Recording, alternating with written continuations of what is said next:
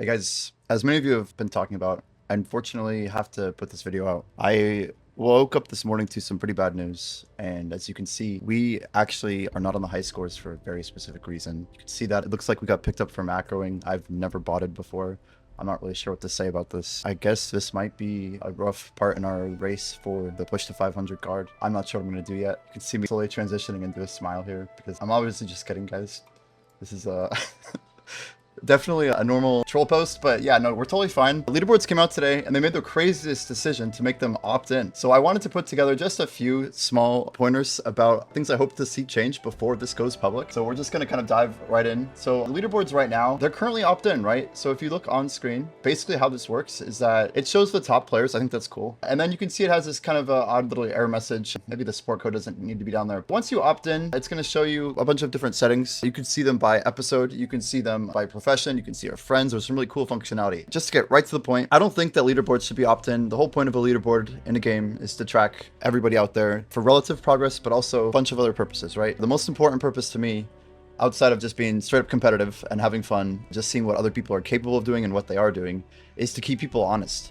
And that is very simple. When you ask someone what the rates are, when you find out a new strategy, you want to understand how fast people are moving. So I think it would be better to get rid of that feature. The other thing I would say is that if they really want to make the leaderboards really sticky, they should consider more types of leaderboards. And I'd break this down into two categories. We would have one, the ability to take all of the different types of professions, for example, combat skills, and then like gathering skills, and then like what RuneScape had called artisans. I've seen this in a lot of different games outside of just RuneScape, but in this game it actually would work very well, right? Because you'd have to like re-earn the combat cape when a new episode came out.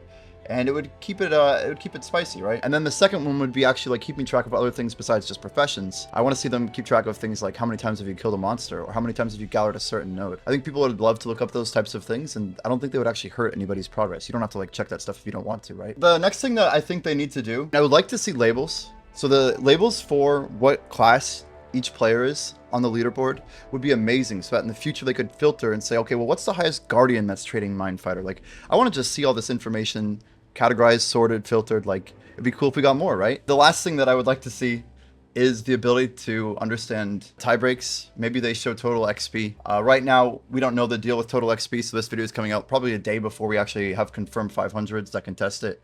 But I'd like to see who got the max XP first, and I would hope that in the case of a tie break, that if someone opts out and opts back in, they don't like lose their position. That's like a huge fear that like seems kind of silly. But that type of thing shouldn't be a thing. So either we get rid of opt-out altogether, or we show the XP matched against the actual level. I just think it would be better for them to keep the leaderboards honest. Basically, everyone being opted in by default, right? We don't have to like consent to showing our stats. And this is important because, yeah, if someone's way up there after a new skill release and they've cheated, like at least players can help like elevate some of that. And not that like we have to catch it or whatever, because I'm sure they have systems in place, but it would be a nice thing to have. So yeah, just some of my thoughts about the leaderboards, guys. Sorry about the troll. We're totally good, and I hope to see you guys in stream soon. We'll be hitting 500 on Saturday. Thanks, guys.